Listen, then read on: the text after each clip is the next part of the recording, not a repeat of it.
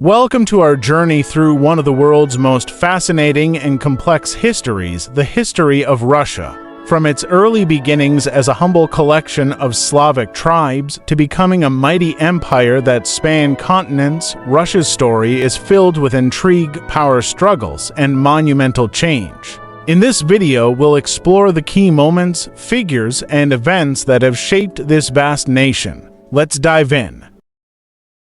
For millennia, the regions now known as Russia and Ukraine were home to nomadic tribes and enigmatic Bronze Age cultures. Their only lasting legacy lies in the graves they left behind. In the expansive southern grasslands of the steppe, they interred their leaders beneath towering burial mounds known as kurgans. The ancient Greek historian Herodotus referred to these people as the Scythians. Their territories were later overrun by the same nomadic warriors who contributed to the fall of the Roman Empire, before being settled by Slavic peoples. Although the Slavs shared elements of language and culture, they were divided into numerous tribes. Vikings from Scandinavia, known as Varangians in the east, ventured up Russia's vast river systems on bold raids and trading missions. According to legend, the East Slavs invited a Varangian chief named Rurik to become their prince and unify their tribes. Rurik accepted and established his capital in Novgorod.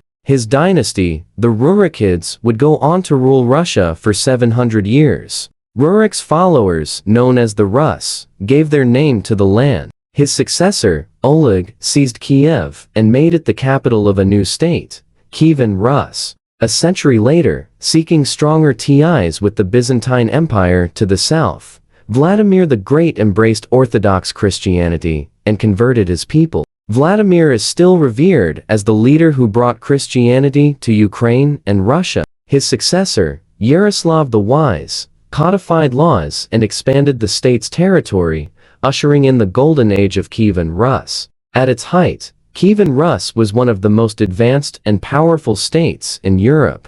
However, after Yaroslav's death, his sons turned against each other, fracturing the realm into a collection of warring princedoms. Just as a new and deadly threat emerged from the east, the Mongols under Genghis Khan swept across much of Asia. They launched a massive raid over the Caucasus Mountains, defeating the Kievan princes at the Battle of the Kalka River before retreating. 14 years later, the Mongols returned with an even larger force. Led by Batu Khan, they devastated the land, burning cities that resisted and slaughtering their inhabitants. Novgorod was spared because it submitted to the Mongols. Its prince, Alexander Nevsky, later defended the city again by defeating the Teutonic Knights in the Battle of the Ice, fought on a frozen lake. Nevsky remains one of Russia's most celebrated heroes. The Mongols ruled as conquerors, establishing an empire called the Golden Horde, with its capital at Sarai. The Rus princes became vassals, forced to pay tribute or face devastating raids.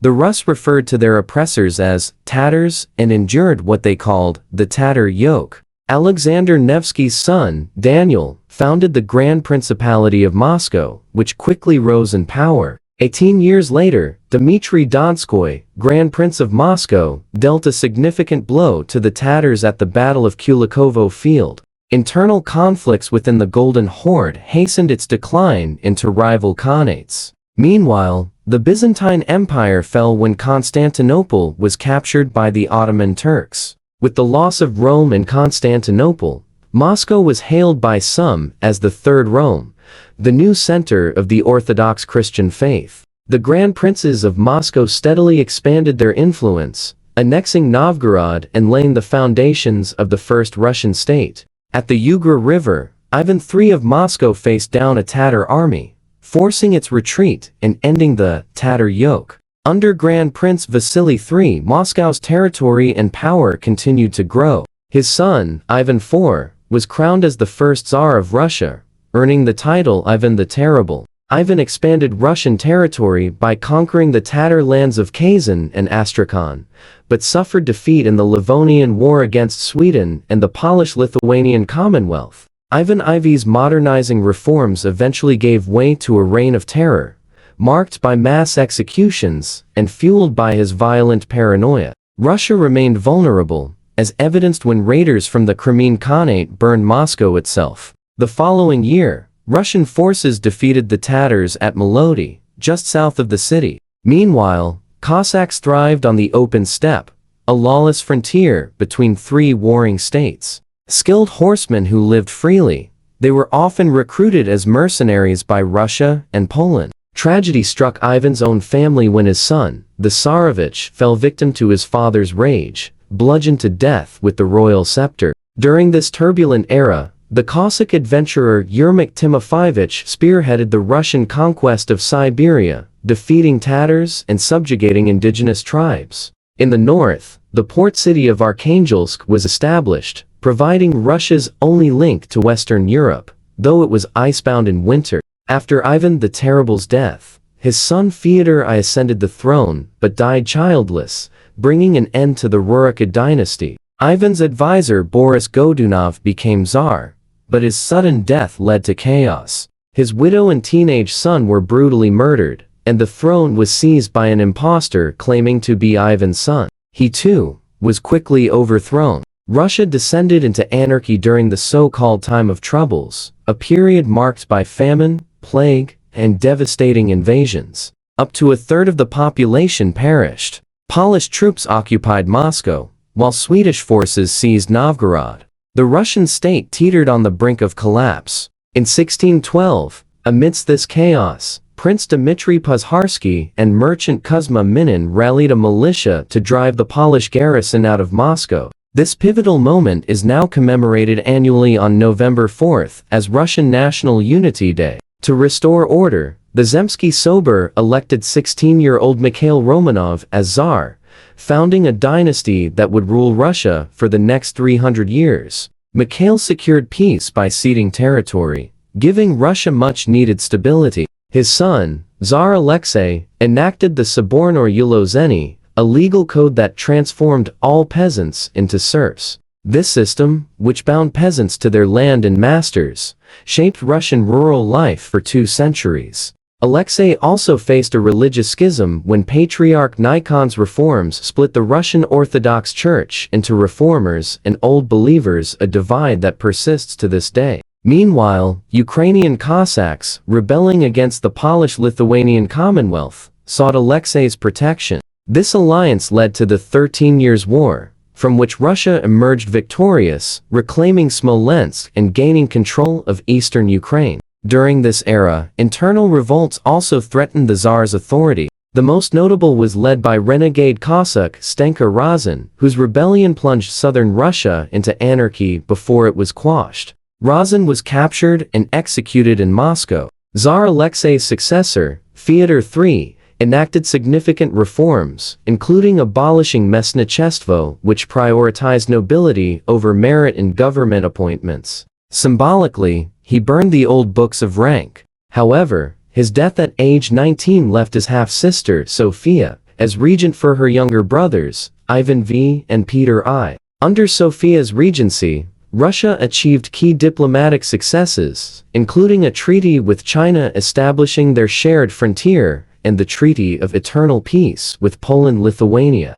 Russia also joined the Holy League in a war against the Ottoman Empire. At 17, Peter I seized power from Sophia and began a transformative reign. Traveling through Europe with his grand embassy, he sought allies against Turkey and studied shipbuilding, science, and governance. The Treaty of Constantinople concluded his war with Turkey, granting Russia the fortress of Azov and a foothold on the Black Sea. Peter implemented sweeping reforms, modernizing Russia's army, government, and economy. He built the first Russian navy and demanded that nobles adopt European customs, even imposing a beard tax. In the Great Northern War, Peter defeated Sweden, gaining dominance in the Baltic. His crowning victory came at the Battle of Poltava, after which he founded St. Petersburg, a new capital on the Baltic coast. The construction of St. Petersburg, a monumental achievement, cost the lives of thousands of serfs.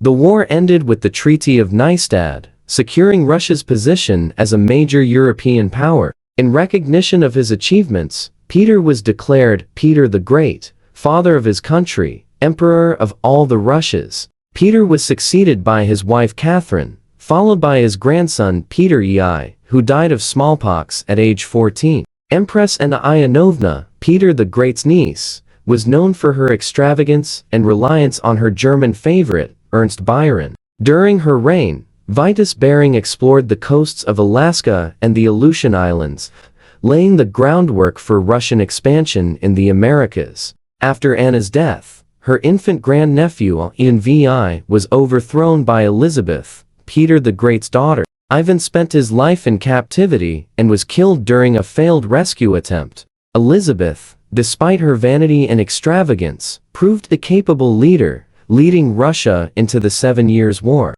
Though the army won a major victory at Kunersdorf, it failed to capitalize on the success. Peter III, Elizabeth's nephew, briefly reigned but alienated the nobility by siding with Prussia in the war. He was overthrown by his wife, Catherine, who became Empress of Russia. Catherine the Great, as she came to be known, completed Peter the Great's vision of Russia as a European power. An admirer of the French Enlightenment, she corresponded with Voltaire and reigned as an enlightened autocrat, promoting education, the arts, and modernization. Catherine founded schools, the Bolshoi Theater, and the Imperial Academy of Fine Arts, while her vast art collection became the foundation of the Hermitage Museum. She also encouraged European migrants, including Volga Germans, whose communities lasted until Stalin's mass deportations in World War II. Her reign saw significant territorial expansion, including victories over the Ottoman Empire, the annexation of the Crimean Khanate, and the incorporation of New Russia.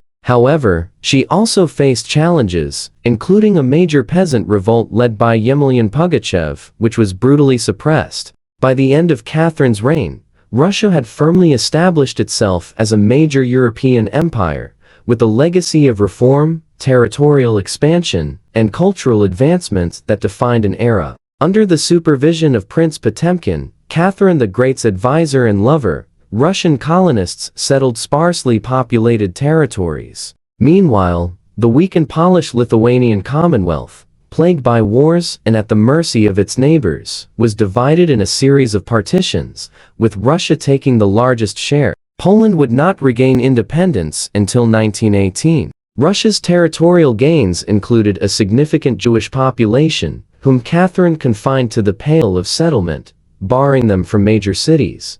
Around the same time, the French Revolution led to the execution of Louis XVI, a development that horrified Catherine. By the end of her reign, she abandoned the liberal ideals of her youth. After Catherine's death, her son Paul ascended the throne, reversing her policies and prioritizing military discipline. Russia joined the European coalition against revolutionary France. Marshal Suvorov, one of Russia's finest generals, secured victories in Italy, but broader efforts against France faltered. Paul's unpopular reforms alienated the military and nobility, leading to his assassination. His son, Alexander I, succeeded him, pursuing Catherine's vision of modernization with reforms led by Count Mikhail Speransky. However, Alexander stopped short of introducing a liberal constitution. Alexander's reign was overshadowed by war with Napoleon Bonaparte, whose victories at Austerlitz, Eylau, and Friedland brought Europe to its knees. A turning point came in 1807, when Alexander and Napoleon forged an alliance at Tilsit. Russia soon annexed Finland, transforming it into an autonomous Grand Duchy. However, the fragile alliance collapsed when Napoleon invaded Russia in 1812. The Battle of Borodino marked one of the era's bloodiest confrontations. Although Napoleon occupied Moscow, the Russian army remained intact. As Alexander refused to negotiate, the French retreated during the harsh winter, suffering catastrophic losses. Russia then led the coalition that captured Paris and forced Napoleon's abdication. At the Congress of Vienna, Alexander became King of Poland and, with Austria and Prussia, formed the Holy Alliance to suppress revolutionary movements in Europe. Meanwhile, Russia expanded southward, incorporating Bessarabia, Circassia, and parts of the Caucasus, though local resistance triggered the protracted and brutal Caucasian War. Nicholas I, Alexander's brother and successor, adopted a conservative stance, opposing the spread of European liberalism. His reign began with the Decembrist Revolt of 1825, a failed uprising by reform-minded army officers. Nicholas responded with repression, reducing the doctrine of orthodoxy, autocracy, and nationality. Russia's victories against Persia and the Ottoman Empire expanded its territory in the Caucasus and Black Sea regions, but these gains came at a cost. Revolutionary movements persisted, and prominent critics like Alexander Herzen called for reform. The Crimean War 1853-1856 revealed Russia's military and industrial weaknesses. Defeated by Britain, France, and the Ottomans, Russia was forced to accept a humiliating peace. The loss prompted Alexander II to pursue significant reforms, including the abolition of serfdom in 1861. Though celebrated as the liberator, his reforms left most former serfs impoverished. Russia continued to expand, subjugating Central Asian territories and clashing with Britain in the Great Game, a geopolitical struggle over influence in Afghanistan. Domestically, Alexander II faced growing revolutionary fervor. In 1881, he was assassinated by members of the radical group People's Will, ending his era of reform. Alexander III, his son, rejected liberalization, strengthening autocratic rule. Anti-Semitic policies led to the expulsion of Jews from Moscow and widespread emigration. Under his rule, Russia modernized its economy with French loans and constructed the Trans-Siberian Railway, completed in 1916. Nicholas II succeeded Alexander III,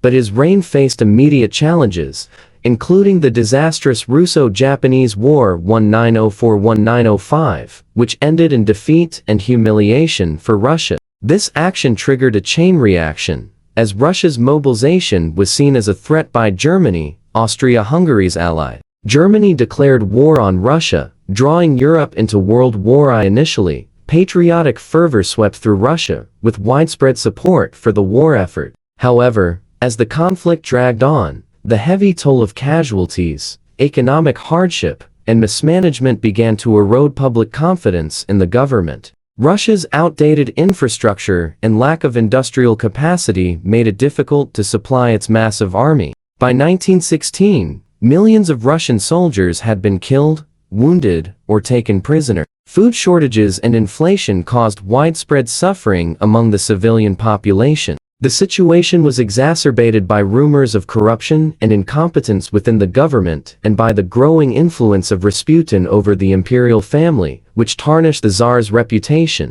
In 1917, with morale at an all-time low and the war effort collapsing, strikes and protests broke out in Petrograd, formerly St. Petersburg. These escalated into the February Revolution. Soldiers mutinied and joined the protesters, and Tsar Nicholas II was forced to abdicate, ending more than 300 years of Romanov rule. A provisional government was established, but it struggled to maintain order and continue the war effort. The chaos provided an opportunity for radical political groups to seize power. In October 1917, the Bolsheviks, led by Vladimir Lenin, overthrew the provisional government in the October Revolution. The Bolsheviks promised peace, land, and bread to the war-weary and impoverished masses, and began implementing sweeping socialist reforms. Russia withdrew from World War by signing the Treaty of Brest-Litovsk with Germany in 1918, ceding large territories.